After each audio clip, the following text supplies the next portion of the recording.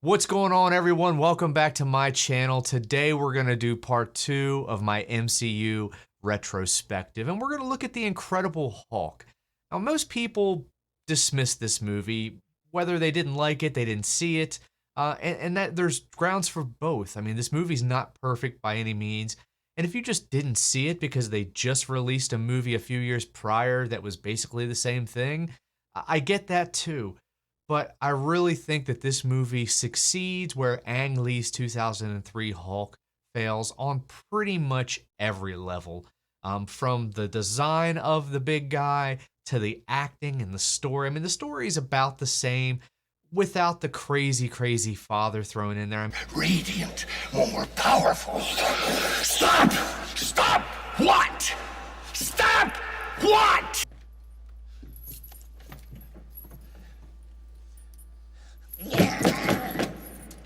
I mean, Bruce's accident was just an accident, and this movie examines the tragedy that is Bruce Banner. I mean, you want to talk about Spider-Man Peter Parker having a terrible, tragic story?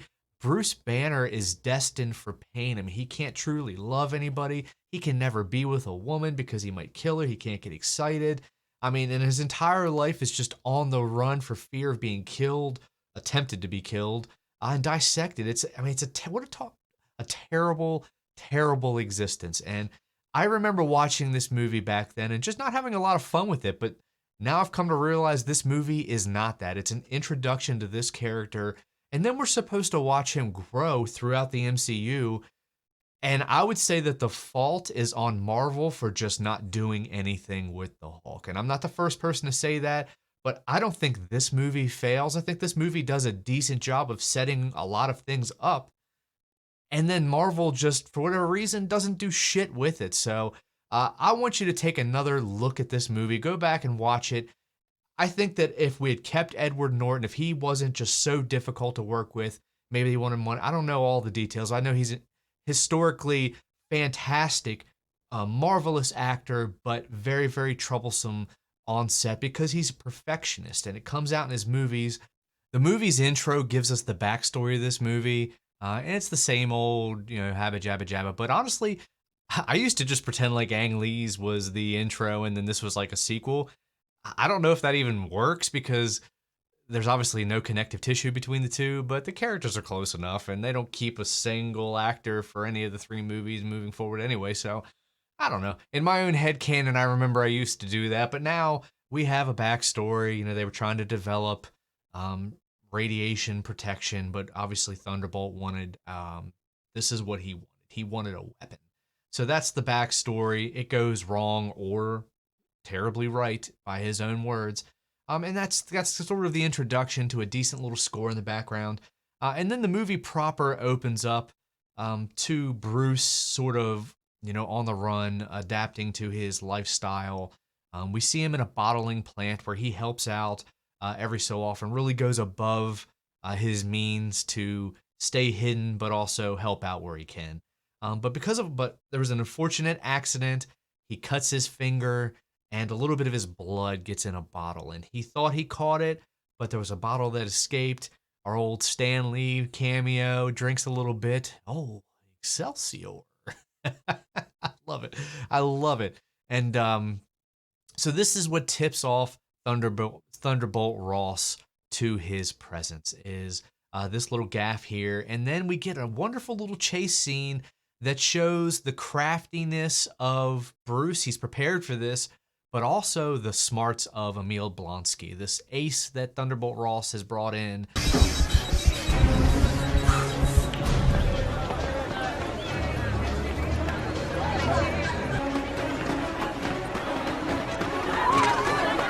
This movie was directed by Louis Leterrier, who unsurprisingly does a couple of other polarizing movies that I'm on the positive side on. So maybe if you're on the negative side of these movies, maybe you just don't like his style, but I am a fan of the type of way that he directs. And the movie was written by Zach Penn, who also co-wrote X2, which is one of my favorite X-Men movies, and he co-wrote the Avengers. So this, there's the cast, the crew. Obviously, you have Edward Norton in the number one spot, but William Hurt plays Thaddeus Thunderbolt Ross to perfection. It's a tragedy that we lost him, and he will not be reprising this role in the upcoming Thunderbolts movie. I'm excited to see Harrison Ford. Harrison Ford's always a win, but William Hurt in this movie was phenomenal. And we also have Tim Roth as Emil Blonsky, and the fact that Blonsky's come back. We've seen the Abomination before, so we're continuing that story. He is coming back in the sequel. That's really cool. And also Tim Blake Nelson. Tim Blake Nelson's coming back as the leader. We're going to see kind of what comes of that. And then I also want to give a special shout out to Ty Burrell because he plays the other guy, the boyfriend, fiance. I don't even know if they're engaged or not, to Liv Tyler's Betty Ross. And it would be easy to paint this guy as a jackass, an asshole, but he's incredibly understanding, incredibly supportive of Betty and Bruce. Like, it's weird. It's not quite to the level of, the creepy guy in that Will Ferrell movie, Semi-Pro. If you know, you know. But he gets it. He gets that, they would probably be together if not for his condition. And he ends up being a really solid guy and takes Bruce's side a lot of the times when he would have cause to maybe see otherwise. So I really, really like that character as well. There's a lot of good writing in this movie. It's not a lot of stereotypical bullshit. There is some, but there's also some really decent writing, some really awesome character work here. Again, Bruce Banner's story is a tragedy, and that's why there's not a lot of comedy. There's not a lot of jokes. There's not a lot of typical Marvel stuff, but it's refreshing. It's refreshing in the lieu of what we've been getting these last couple months / years, to go back. This is the perfect time. Trust me, the perfect time to go back and re-examine this movie because it's probably the best bit of Hulk we've ever gotten. They've utterly failed to do anything truly captivating with the character, and I really think that that's where all the trouble lies, not with this movie. Like I said, I think the CGI holds up. I think the redesign is definitely improvement. And I also really enjoy the first time we see the Hulk, his reveal. We're introduced to these bullies, these jackasses, that just act like punks the entire time so that we laugh when their head goes dunk. But they shoot the Hulk like a damn serial killer. I mean, he is jumping out the shadow and just snatching these fools up left and right. It's really well done. I really love this sequence. And the Hulk doesn't overstay his welcome. I understand it. I used to not like it. I used to want, give me 30, 40 minutes of the Hulk. Now I'm like, you know what? That's fine because he's so strong and so overpowered that he really is meant to just show up, wreck shit for 5-10 minutes, and then dip out. And I get that. And then the rest of the time is spent getting us to be in love with Bruce Banner and his character and see his plight, see his struggle. We're going to get to the action. This was supposed to be the first movie of what we had probably all hoped would be several Hulk movies after this, but this one didn't make any money, and they just, I guess, abandoned all hope or faith in the character whatsoever. But I think there could have been a lot of potential to explore where this movie went. Instead, they just kind of made Hulk a secondary character from here on out. But the action is well done. It's a lot of quick shots, quick cuts, but they show you what's going on. It's not super tight, so you can't see it. I do really like the one-on-one fight with Emil Blonsky and Hulk. I mean, he actually goes toe-to-toe for a few minutes before he does one of the most moronic things I think I've ever seen on camera. Is that it? Is that all you got?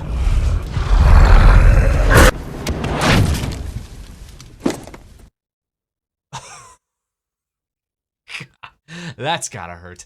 One thing that I did find funny is the movie sort of waltzes through itself, aside from the two action scenes. It's a pretty slow, deliberate pace until you get to the last 35 minutes or so. Then so much happens. I mean, we meet Mr. Blue and Mr. Green meet. We get his Hulk extracted, and then Emil gets it put in. He gets upgraded. He gets upgraded again. He turns into the Abomination. Dr. Blake gets hit in the head, and he turns into the freaking leader, and then we have a 1v1. All of this stuff happens in 30 minutes, 35 minutes. I mentioned that he got leveled up twice. It's because prior to him getting to the lab, William Hurt levels him up. Thunderbolt Ross levels him up for a second time. So he just keeps getting the shit injected into him, and he's just like, oh, what more? What more? give me more. And it's really funny that by the end of it, we've arrived at a place where we just have this abomination, this man that just wants nothing but power against a man who has all of the power and just wants to get rid of it. He just wants to be normal. He's so done with it. So it's ironic. It's cool. It's got the classic Marvel 1v1, same power. It's the second movie, okay? So we haven't jumped away from that yet. But it works, okay? It works. It's all built up to this. We've shown that the Hulk can't be defeated. So they don't spend a lot of time making it look like he's going to lose, okay? They do a couple of moments where it's like, "Oh no," and then he turns the tide. I love the thunderclap scene when he goes, "Hulk smash!" I love that scene. So this movie works in a lot of ways for me. It really, truly does. I'm going to give it 6.5, 7 maybe. Maybe it's a 7. I don't know. It's not a great movie, but it's a lot better than people give it credit for. So I really think that you should go back, check it out again. It's got some decent acting across the board. The story works for me. The directing works. I love some of the shots. There's a couple of really awesome shots in this movie. Hulk can smoke a lot. That's it. They have him in the shadows. They have him cloaked a lot.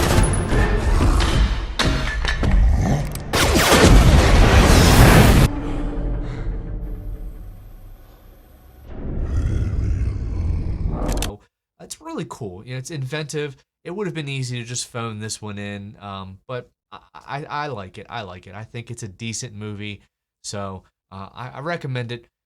Comment down below. Let me know. Do you think that the MCU would have been better suited if Edward Norton stayed, if he wasn't so difficult to work with and he ended up staying?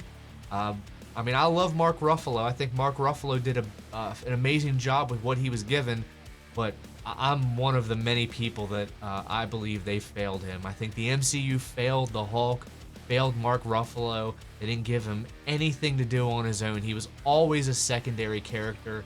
Really became the butt of a lot of jokes, and that's just not what I want from my strongest Avenger. So, but comment down below. Let me know your feelings. And again, it's coming next week. We're marching along. We're gonna keep going down this retrospective, and I'm gonna keep looking at the MCU movies. So far, I'm loving them. So but we're still in pre-Disney. We're still in prime Marvel. So I loved Iron Man. I really like Incredible Hulk. It has a really awesome, I don't even think it's a post-credit scene. It happens pretty much at the end of the movie. But Tony Stark pops up. I did not expect that. Kind of teases the Avengers again with Thunderbolt Ross there. So again, this movie, it works for me a lot better than it used to. So I'm going to give it a 7. 7 out of 10. Let me know your ranking down below. Thank you all very much for watching. I love you, and I'll see you soon.